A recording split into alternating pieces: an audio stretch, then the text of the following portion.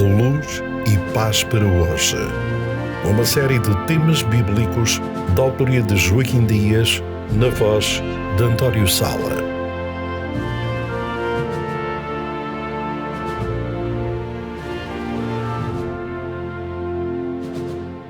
Tema 16. A luz que revela o mistério da imortalidade.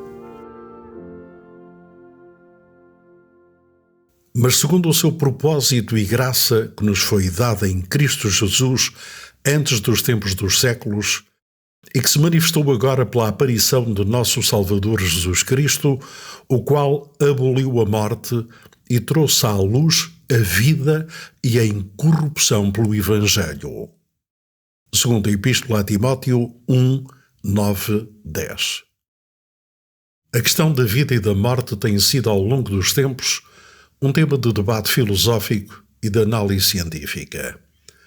A questão do além, da eventualidade da vida após a morte, a imortalidade, pela sua natureza transcendental, pertence ao foro religioso. Só pode, portanto, ser esclarecida através da revelação divina, a Bíblia, e aceite pela fé, que é um dom de Deus para aqueles que o quiserem aceitar. O propósito desta série de temas é progressivamente habilitar o ouvinte para a aceitação desse dom da fé e de revelação do dom gratuito de Deus que é a vida eterna por Cristo Jesus, nosso Senhor. Romanos 6, 23.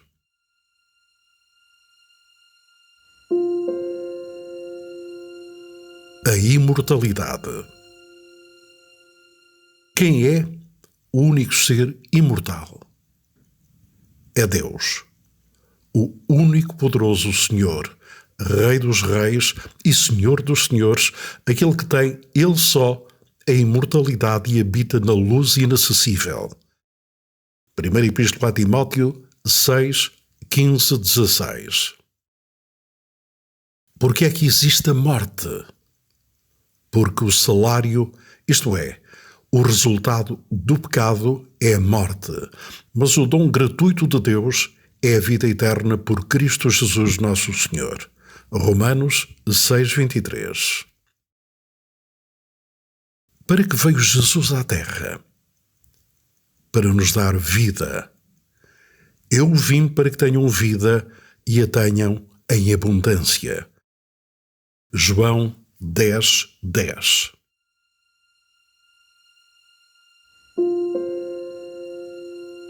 A realidade da morte. O que é a morte? A morte é o contrário da vida. Para se entender, portanto, o significado da morte, convém analisar primeiro como o homem se tornou vida.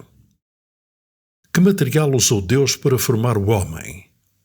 O pó da terra. E formou Deus o homem do pó da terra e soprou em seus narizes o fôlego, e o homem foi feito alma vivente. Gênesis 2:7. O que fez Deus para que essa forma humana se tornasse alma vivente? Soprou o fôlego de vida. Gênesis 2:7. Que dois factos ocorrem quando o homem morre? O pó volte à terra, como era, e o espírito volte a Deus, que o deu. Portanto, o homem não tem uma alma. O homem é uma alma vivente enquanto está vivo. No momento da morte, acontece ao homem o inverso do que aconteceu quando lhe foi dada a vida.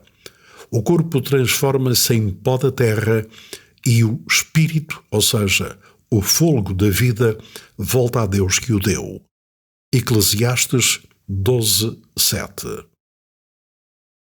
Têm os mortos conhecimento do que se passa na terra? Possuem sentimentos ou têm sabedoria para fazer algo? Não. Porque os vivos sabem que hão de morrer, mas os mortos não sabem coisa nenhuma. Até o seu amor, o seu ódio e a sua inveja já pereceram.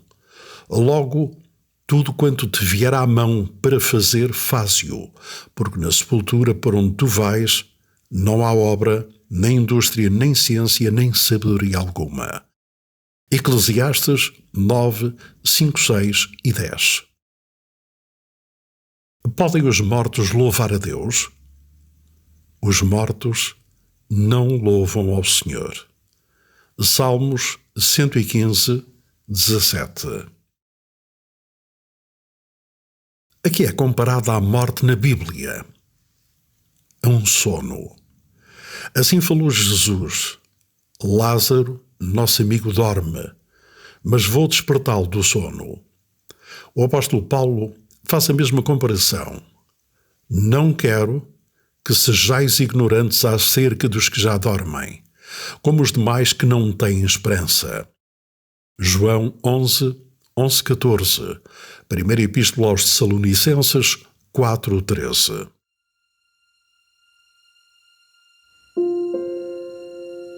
A ressurreição. Ressuscitarão os mortos. Os teus mortos viverão. Os teus mortos ressuscitarão. Isaías 26, 19. Até quando estarão na sepultura os justos que já morreram?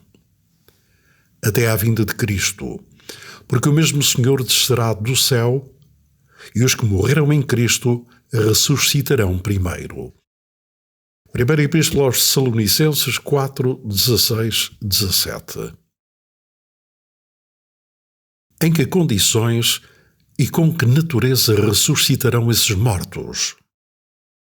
Os mortos ressuscitarão incorruptíveis e nós seremos transformados, porque convém que isto que é corruptível se revista de incorruptibilidade, e isto que é mortal se revista da imortalidade. Primeira Epístola aos Coríntios 15, 52, 54.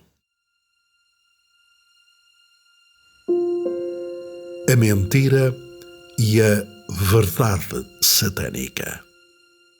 Que mentira disse o médium de Satanás, a serpente, a Eva, se ela não obedecesse a Deus? Então a serpente disse à mulher: certamente não morrereis, se abrirão os vossos olhos e sereis como Deus.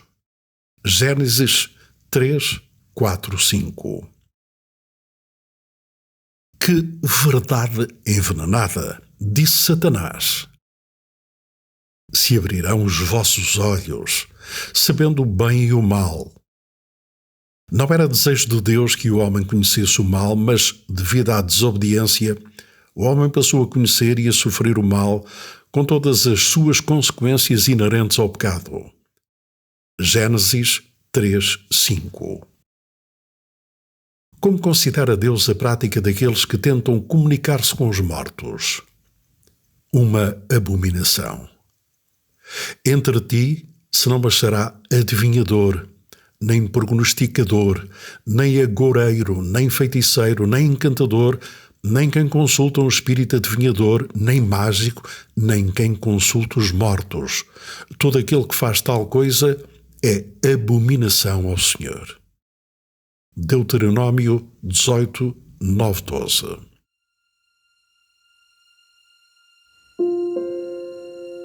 Uma certeza reconfortante. Deseja Deus a morte de alguém? Não. Vivo eu, diz o Senhor, não tenho prazer na morte do ímpio, mas em que o ímpio se converta e viva. Ezequiel 33, 11. Que convite nos faz Deus? Escolhe, pois, a vida para que vivas tu e a tua semente. Deuteronômio 30, 15, 19. Que certeza devemos ter? Temos um Redentor. Porque eu sei que o meu Redentor vive e que por fim se levantará sobre a terra. Vê-lo-ei por mim mesmo e os meus olhos e não outros o verão. Jó 19, 25, 27. A quando obteremos a imortalidade? quando Jesus voltar. Porque se cremos que Jesus morreu e ressuscitou, assim também aos que em Cristo dormem, Deus os tornará a trazer com Ele. Mas agora Cristo ressuscitou dos mortos e foi feito as primícias dos que dormem, porque convém que isto que é corruptível se revista de incorruptibilidade, e isto que é mortal se revista da imortalidade. Primeira Epístola aos Tessalonicenses 4,14, Primeira Epístola aos Coríntios 15, 20, 53.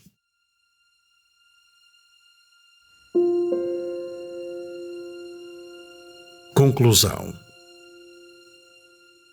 Deus é o único ser imortal.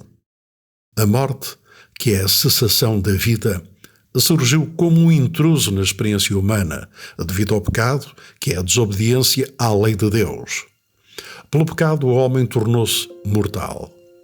Mas Deus quer e tornou possível para os seres humanos obter a imortalidade, a vida eterna, feliz na comunhão de Deus, e toda a sua harmoniosa e perfeita criação está garantida. Para tal, veio Jesus humilde, sofredor das consequências do pecado, mas obediente até à morte na cruz. Ele sofreu a morte para nos dar vida, porque ressuscitou, ascendeu ao céu e voltará para dar vida em abundância, a imortalidade. A sua ressurreição é a garantia da nossa ressurreição como seres imortais. A única condição é que aceitemos a sua morte expiatória como substituta da morte eterna que merecemos.